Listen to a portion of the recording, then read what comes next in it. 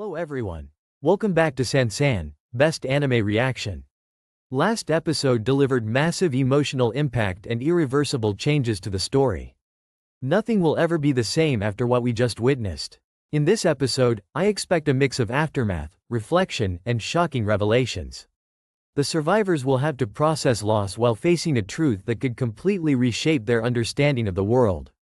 This episode feels less about action and more about meaning, consequences, and the future. I'm incredibly curious and nervous to see what is revealed next. Let's begin episode 16 and see how Attack on Titan deepens its story even further. Yours, right, Eren? How's it feel to have your own roof over your head again?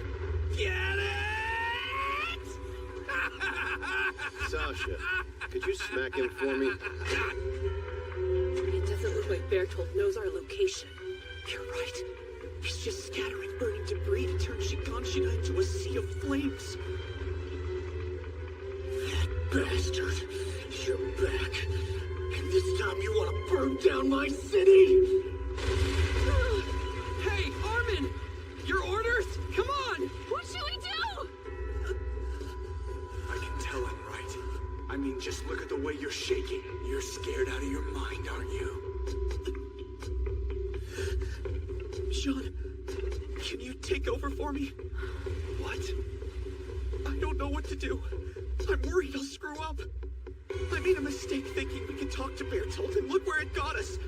Please, Sean, you are better suited for this. Move! Make for the river! Everyone aboard Eren! Conserve our gas!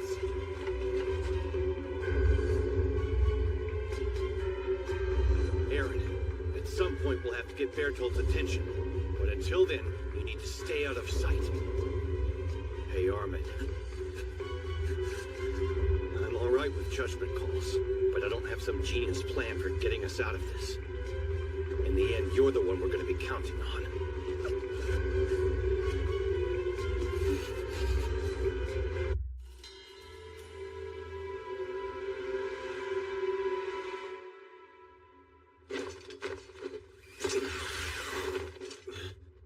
This area's all mopped up. The only ones left for us to eliminate are way up at the front. But I still don't see how we're going to take down the Beast Titan. If Attack on Titan were a roller coaster, then Season 3 Episode 16 is the moment where the cart stops at the very top. Everyone realizes the safety bar is loose. And Erwin Smith calmly stands up and says, "Alright everyone, this is where we jump." This episode, also known as Perfect Game, is not just about Titans throwing rocks or soldiers flying through the air like tragic fireworks. It's about choices, fear, leadership, and that one moment where hope and despair sit at the same table and argue over who gets the last slice of pizza. We pick up right in the middle of absolute chaos at Shiganshina.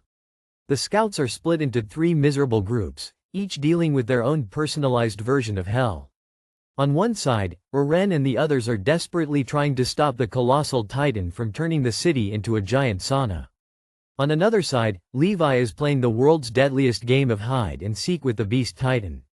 And right in the center of it all, Commander Erwin and the remaining scouts are trapped like rats in a stone-built shooting gallery, except the bullets are giant rocks thrown by a very hairy monkey with perfect aim. The Beast Titan stands tall, relaxed, almost bored. Zeke Yeager is treating this battlefield like it's batting practice. Scoop, spin, throw. Scoop, spin, throw. Each rock tears through soldiers, horses, and hope with equal efficiency. The scouts don't even get heroic deaths here. One second they're alive, the next second they're just gone. No scream, no final words, just red mist and broken dreams. It's brutal, sudden, and intentionally unfair. And the episode doesn't let you look away. Erwin is watching all of this, standing on the wall, cloak flapping dramatically because of course it is. But his face is different from usual. There's no grand confidence, no dramatic speeches yet. Instead, there's calculation, exhaustion, and something heavier, regret. For the first time in the series, Erwin openly confronts the cost of his ambition. Every soldier who followed him, every life lost chasing the truth of this world, all of it weighs. It doesn't seem like he's got any intention of budging from that spot. That's true. Looks like the big guy's a coward. Not that he ever had any balls to begin with. Save your energy. We can finish off the rest of the runts out there. Let's go! Yes, sir! Shit. That explosion just now. Are Hanji and the others all right? Or did they get caught up in it? I need to get to the other side and...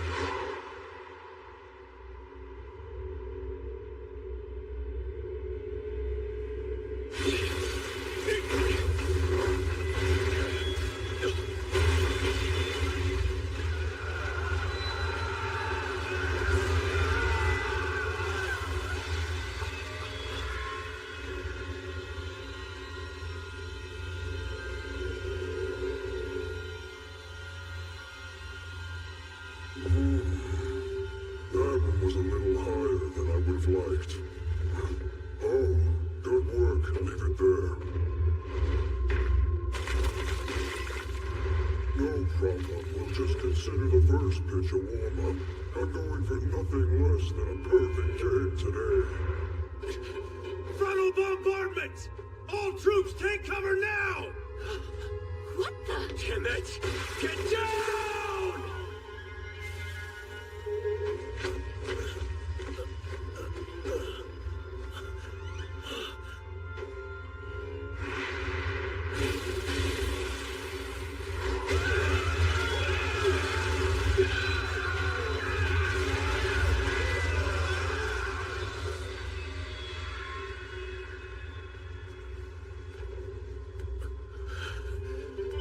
Guys, any idea what the hell that sound was? So does the enemy have cannons or something? If so, there's gotta be 100 of them. Calm down, everyone. You're scaring the horses. Titan's throwing boulders! Captain Levi! Move now! Take the horses and retreat to the wall! Yes, sir! Move! Stay out of the line of fire!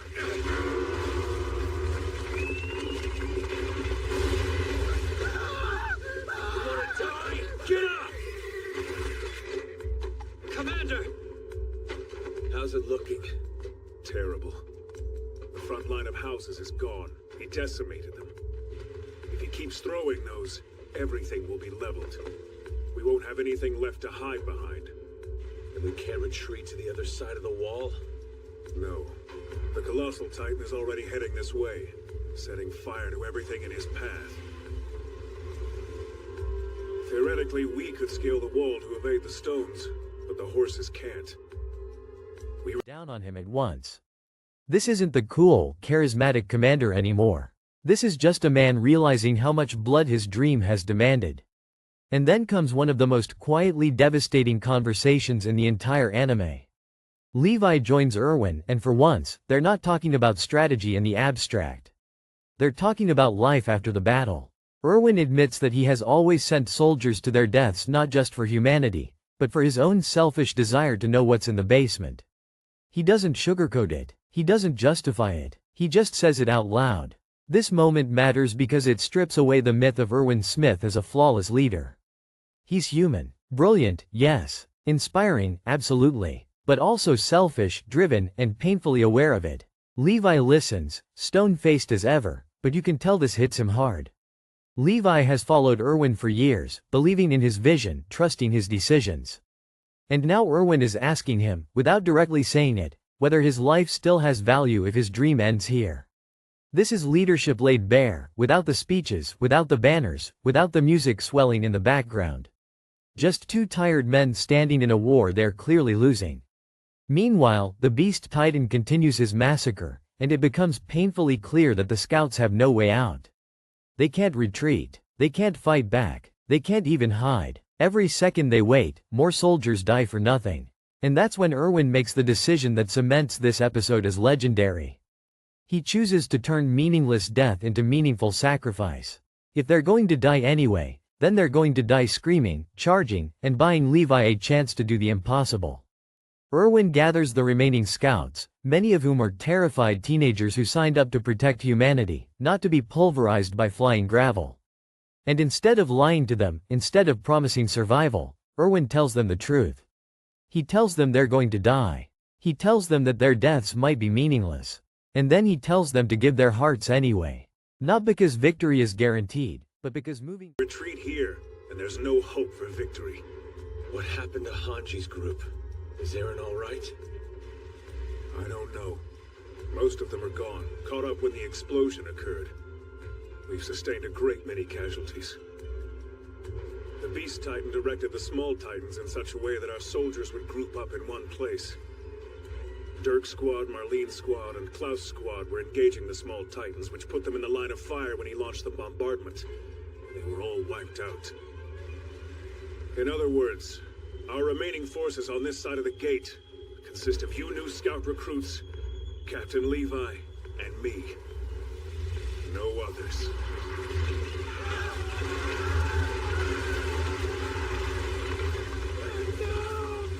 So what now? Do you have any kind of plan? Yell at him, Eren! We can't let Bertolt get any closer to the wall!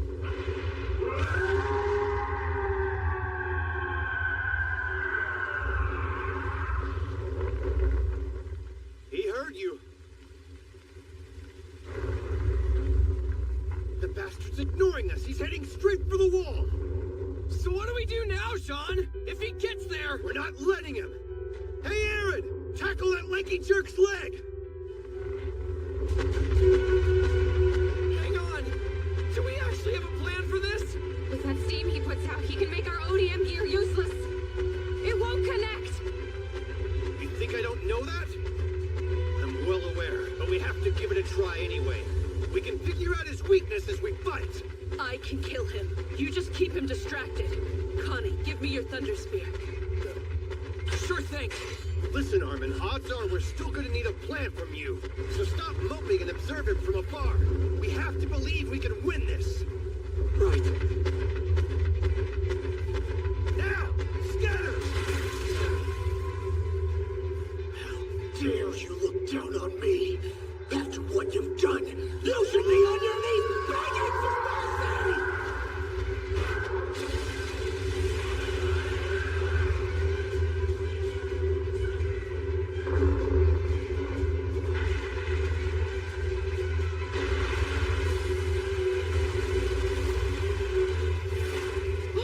He pushed him! You can do it, Eren! Knock him on his ass! There must be a way. We just have to find it.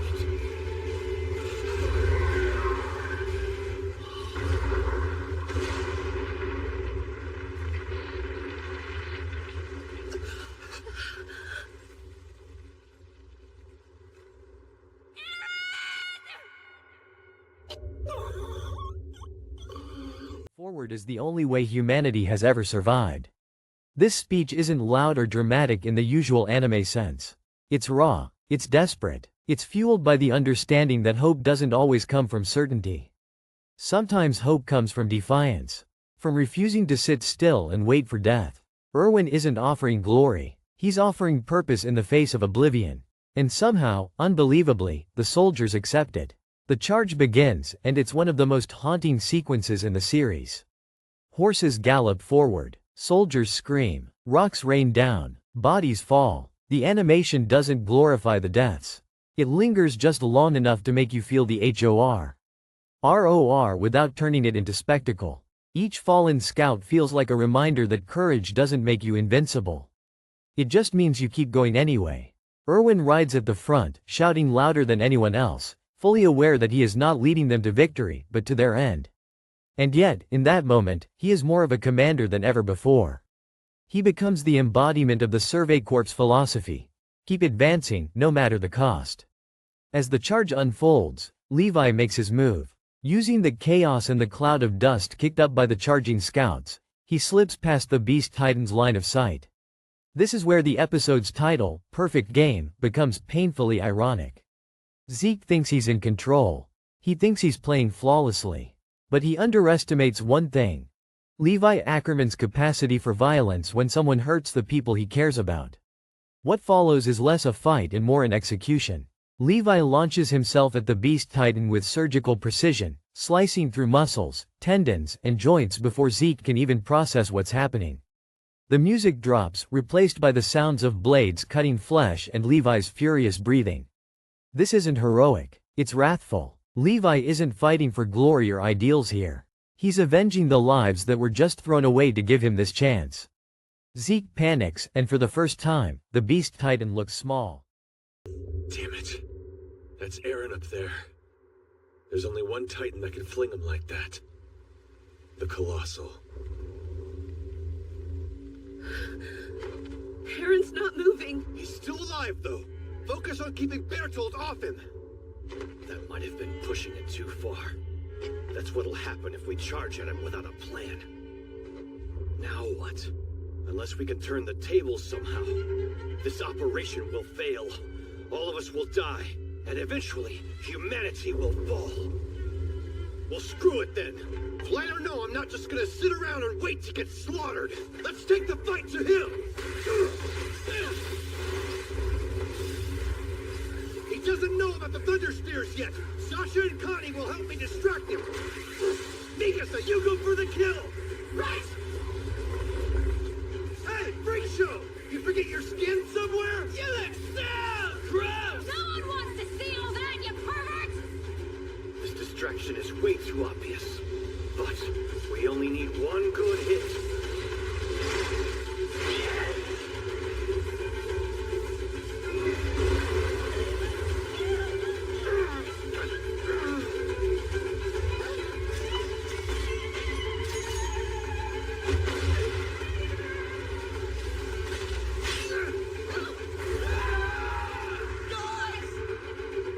Is there nothing we can do?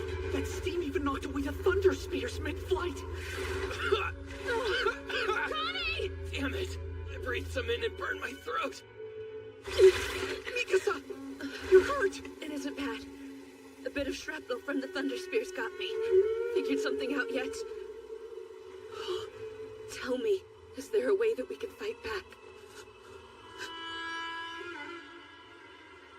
I don't know.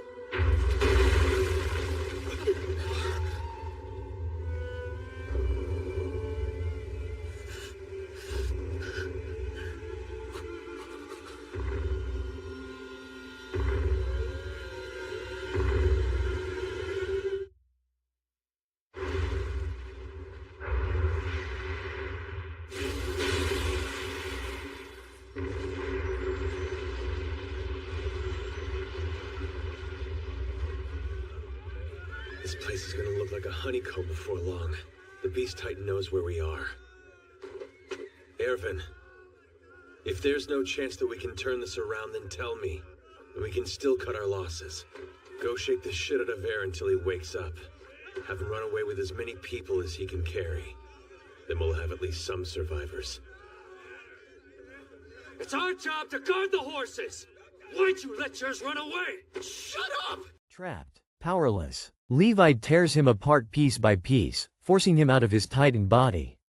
And just when it seems like the nightmare might end, the episode reminds us that this is Attack on Titan, and hope is always fragile. The cart Titan swoops in, rescues Zeke, and escapes before Levi can finish the job. Victory slips through their fingers at the last second. The Beast Titan is defeated, but not destroyed. The cost was everything. Almost every scout involved in the charge is dead. Erwin himself lies mortally wounded, struck down mid-charge, finally paying the ultimate price for his dream.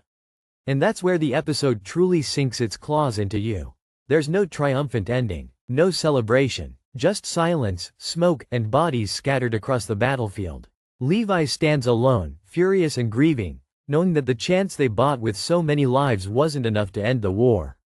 What makes this episode so powerful isn't just the action or the spectacle. It's how it reframes heroism. Erwin doesn't die knowing the truth of the world. He dies without reaching the basement. His dream remains unfulfilled. And yet, his death isn't meaningless. He becomes the stepping stone that allows humanity to move forward, even if the path ahead is still soaked in blood. The episode also deepens the tragedy of the Scouts as an organization. They aren't winning because they're stronger or smarter. They're winning because they're willing to sacrifice everything. And that raises an uncomfortable question. How long can humanity survive on sacrifice alone? In the end, Season 3 Episode 16 doesn't ask you to cheer. It asks you to remember. To remember the cost of progress. To remember the faces behind the uniforms. And to understand that sometimes the bravest thing a leader can do isn't to promise victory, but to walk into death first so others can take one more step forward. And honestly, if you finished this episode without sitting in silence for a minute afterward, you might want to check if you still have a heart. Because Perfect Game isn't just an episode of anime. It's a reminder that in Attack on Titan, the most terrifying enemy— Like it even matters now! What was that? Those other scouts were insanely strong and all of them died in an instant! What chance do we have where they failed? There's no reason to guard the horses. Because there's not gonna be anyone left to ride them home!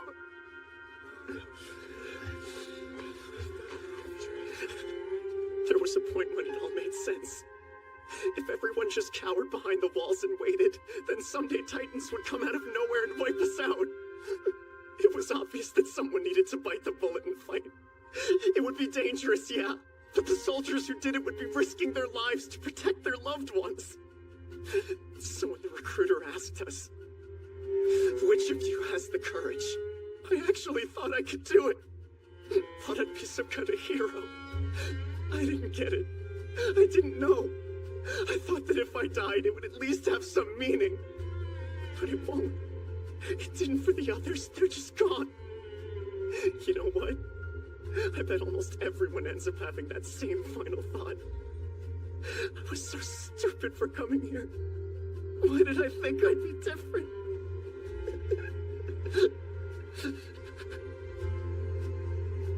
You can tell what's left of the recruits in Hanji's group to run away on horseback. They won't have much of a chance. But they'll be decoys. They can give Eren a shot at escaping. Tell me, how would you fit into this plan? I'm gonna go after the Beast Titan. I'll draw him away somehow and... You can't. You won't even make it near him. Probably not. But if you and Eren make it home alive, then there will still be hope. All things considered, I feel like that's the best we can ask for.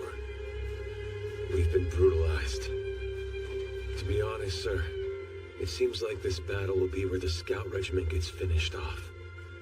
Yes. If we had no way to fight back, then you would be right.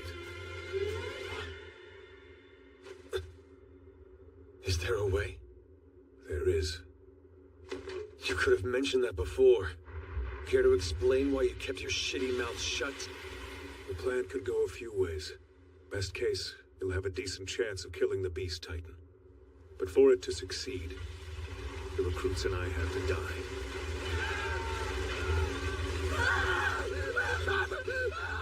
The Survey Corps may survive, but regardless, most of us will end up dead. Frankly, we're almost guaranteed to be defeated no matter what. The recruits and I will be staking our deaths on the slimmest chance of victory. For this to work, to convince these youths to charge toward their deaths, it would take an expert con man and a whole slew of blatant lies. If I don't lead the... Isn't the Titans. It's the choices people make when there are no good options left. Before we completely leave this episode behind, there's one detail I really want to slow down and sit with for a moment, because it's easy to miss when your brain is still recovering from flying rocks and emotional damage. And that detail is what Erwin Smith is doing mentally in the few seconds before he orders the charge. Not what he says out loud, but what he finally admits to himself. Up until this point in the story, Erwin has always been framed as the man who can see 10 steps ahead. Even when things go wrong, we assume he's already calculated the losses, already accepted the sacrifices. But in this episode, for the first time, we see a crack in that image. When Erwin talks to Levi about the basement, his voice isn't confident. It's almost small, and that's huge. This is the man who has stared down titans, governments, and public executions without blinking, and yet the idea of dying without answers terrifies him more than anything else. What makes this moment so powerful is that Erwin doesn't pretend his dream is noble. He doesn't dress it up as, for humanity. He openly admits that he wants to know the truth because he personally needs it. That confession reframes every decision he has ever made. Every risky operation, every gamble with human lives, suddenly feels heavier. Not wrong, necessarily, but deeply human. Erwin isn't some mythic hero leading humanity out of pure selflessness. He's a man dragging the world forward while desperately trying to satisfy the question that has haunted him since childhood. And this is where the tragedy sharpens. Because Erwin finally reaches a point where his dream and humanity's survival can't coexist. He can either cling to his desire to reach the basement, or he can give up that future and turn himself into bait. There's no third option, no clever strategy, no last-minute twist, just a choice between selfish hope and selfless despair. What's devastating is that Erwin doesn't make this choice instantly. There's hesitation. You can see it in his eyes, in the way he pauses before giving the order. Vanguard myself, and none of them will have the courage. Which means I must be the first to charge. And the first to be slain as well. So I'll never learn the truth.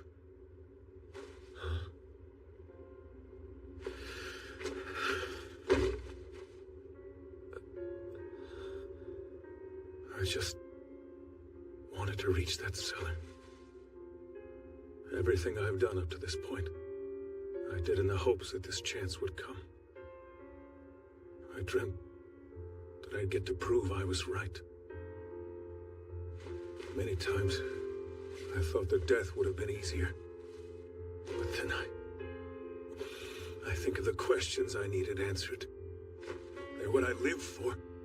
And now those answers are no more than a coward's leap away. I'm so close. But can you see them too? Our comrades, they're all standing around us. They've been watching us all this time. They want to know what we did with the sacrifices that they made. What became of the hearts they gave.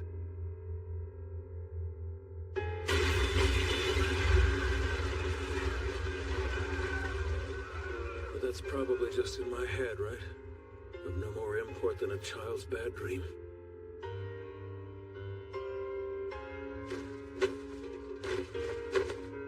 You led us well. Fought hard. No one else could have gotten us this far. I'll make the choice for you. Give up on your dream and charge to your death. Lead those crying children straight to hell. I'll reach the Beast Titan and tear him apart.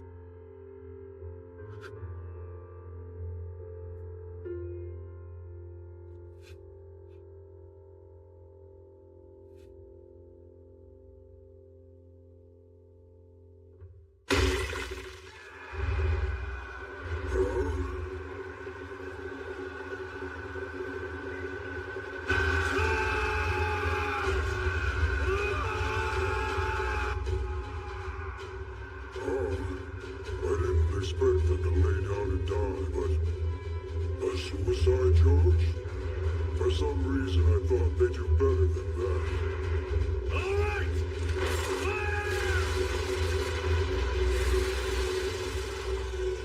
Is that smoke? Oh, it's from those signal guns they use. Incoming! Spread out! I'm about to announce our final mission. For a brief moment, he imagines the impossible scenario where he survives, where he reaches the basement, where all the sacrifices finally make sense. And then he lets it go. Not because he suddenly becomes purer or more heroic, but because he understands something brutally simple. Dreams don't mean anything if there's no one left to inherit the world. The charge itself becomes symbolic in a way that goes beyond tactics. Erwin isn't just sending soldiers to their deaths. He's burying his own future along with them. Every scream, every falling body, is another step away from the basement he will never see. That's why he rides at the front. Not for inspiration, not for drama, but because subconsciously, he needs to prove that he's paying the same price as everyone else. And there's another quiet detail here that hits even harder when you think about it later. Erwin never actually orders Levi to save him. He doesn't ask Levi to prioritize his life. In fact, by creating a plan that depends on his own death, Erwin removes Levi's ability to choose. Levi doesn't get to save his commander. He only gets to use what Erwin leaves behind. This becomes painfully important in the next episode, when Levi is faced with an even crueler decision, one that echoes directly from this moment. In a strange way, Erwin's final act isn't leadership. It's surrender, not to the enemy, but to reality. He finally accepts that he doesn't get to be special, that he doesn't get an exception, That he's just another soldier whose life can be spent for the chance that someone else might see tomorrow. And that acceptance is what makes his death so haunting. So when people talk about this episode as the Levi vs. Beast Titan episode, or the suicide charge episode, I think they're missing the quiet heart of it. This isn't just about bravery or sacrifice. It's about letting go. Letting go of personal dreams, of unfinished questions, of the belief that the world owes you answers just because you suffered. Erwin Smith dies not knowing the truth of the world, but fully understanding the truth about himself. And in Attack on Titan, that might be the rarest kind of victory anyone ever gets. All troops, line up!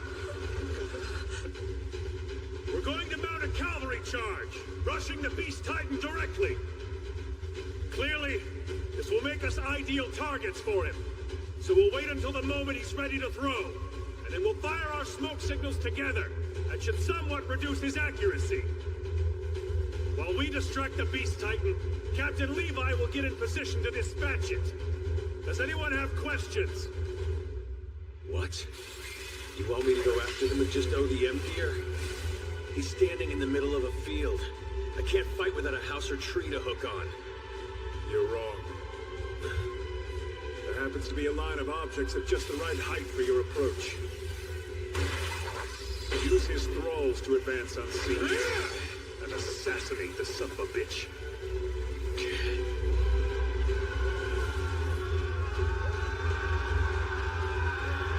I'm sorry.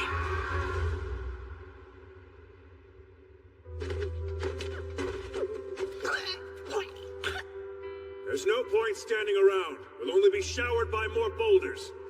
Ready your horses on the double. Be honest. Are all of us riding to our deaths?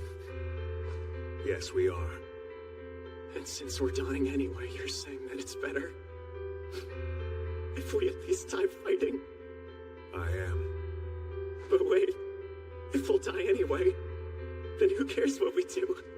We could just disobey your orders, and it wouldn't mean a thing, would it? Yes, you're precisely right. Everything that you thought had meaning, every hope, dream, or moment of happiness, none of it matters as you lie bleeding out on the battlefield. None of it changes what a speeding rock does to a body. We all die. But does that mean our lives are meaningless? Does that mean that there was no point in our being born? Would you say that of our slain comrades? What about their lives? Were they meaningless? They were not! Their memory serves as an example to us all! The courageous fallen, the anguished fallen, their lives have meaning because we, the living, refuse to forget them! And as we ride to certain death, we trust our successors to do the same for us! Because my soldiers do not buckle or yield when faced with the cruelty of this world! My soldiers push forward! My soldiers scream out! My soldiers rage!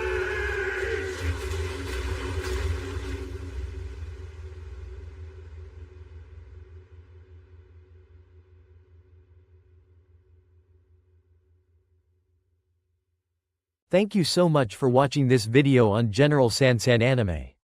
I really appreciate you spending your time here and sharing this anime journey with me. If you enjoyed this reaction, don't forget to hit the like button, subscribe to the channel, and turn on the notification bell so you won't miss any upcoming videos. Your support truly means a lot and helps the channel grow stronger every day. I'll be back very soon with more exciting reactions, emotional moments, and unforgettable anime scenes for all of us to experience together. Until next time, take care, keep enjoying anime, and I'll see you in the next video. Bye bye.